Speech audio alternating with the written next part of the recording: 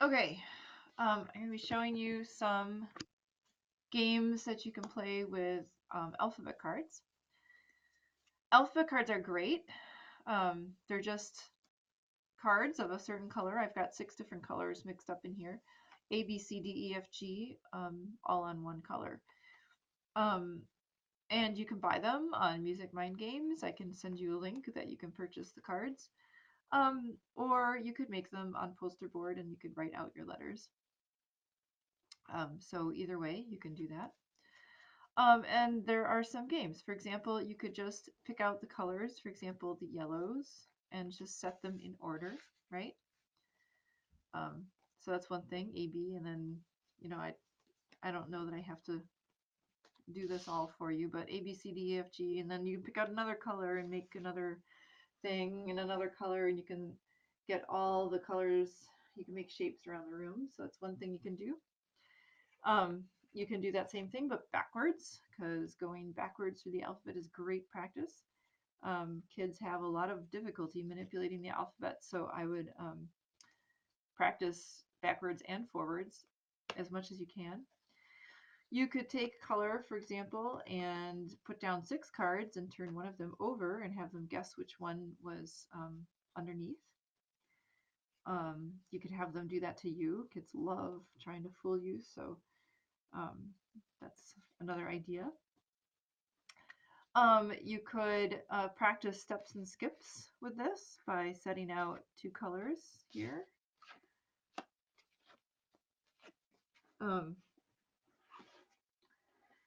And there's the yellow E. And then maybe orange as well, just to get enough. So the A goes after the G, right? B, C, D, E, and then you're just missing the orange F. Okay, so here you could do steps and skips.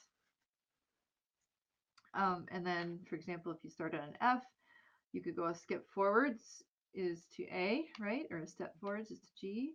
A step backwards is to E. A skip backwards is to D. And then you can, play all kinds of things like 2 skips forwards, 3 steps backwards, etc., etc. So you can do stuff like that.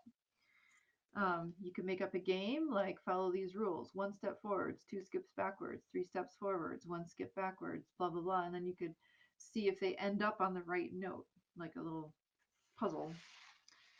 So that's another idea. And then yet another idea is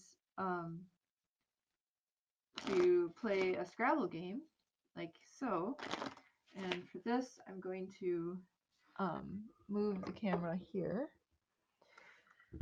Okay, so notes go forwards as we go left to right on the piano, right? From the lower to the higher. And they also go forwards in the alphabet as we go up the staff. So kids have to make a 90-degree shift in their brains with the symbols, because notes that go up on the keyboard, on the staff, are actually going to the right on the keyboard. And if you already know how to read music, you take that for granted and don't assume your child will intuit that. You really have to show them. And the number of students who have intuited note reading without me having to explicitly explain what's going on is 1 in my hundreds of students that I've ever taught. So just if you already know how to read music, do not assume that your kids will understand some of the things that you take for granted. And if you don't know how to read music, then this is probably confusing to you right now. So you have to take going up on the staff, and then your brain has to translate that direction into this on the keyboard, which is not, really that hard, but you have to learn to do it. So in order to practice those 2 directions, we have a game called Scrabble, where, give the student half of the cards here, so they can have a pile. And then I always start by setting something out, like E, F, G, for example, like that. So now, if I go first, then I could play an A, for example, on top of the G, because as we go up the staff, we go up forwards in the alphabet. And they could, for example, play a G on top of the F.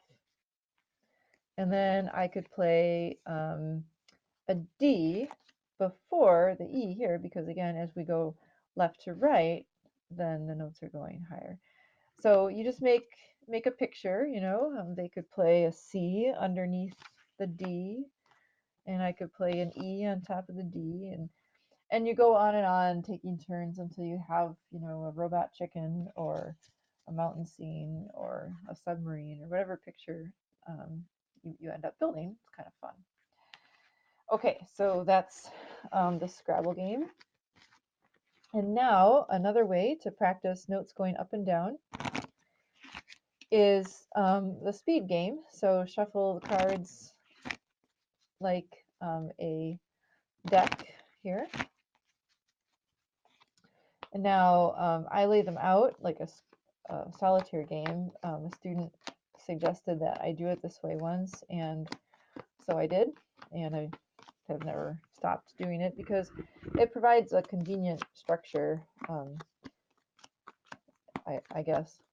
But you can really lay out cards however you desire. But and then you've got two cards here in the middle that we'll play on, and overflow cards right there. So what we do next is you don't take turns, but you just put notes on here that are adjacent. So for example, my C can go on the B. And then I have an empty spot, so I can move that down. Of course, I didn't have to do that because the B could have gone right back on this C right there. So you can go backwards and forwards, right? So I could put the F on the G, and then they could put their G on the F. And then we turn our cards over, and then they've got I could put an F, and they have an E, and then a D, and they have an empty spot, and they just keep flipping like that. And you don't take turns, you just go as fast as you can. And this practices notes, again, going forwards and backwards through the alphabet. If I put an A here, then the G could go on the A because G comes before A on the piano. And then we both have empty spots again. So if you ever are stuck, then you just start over with 2 fresh cards from here. And the first person out of their cards wins. If your child is 4, you might have to really hold their hand through this game, but it's still fun.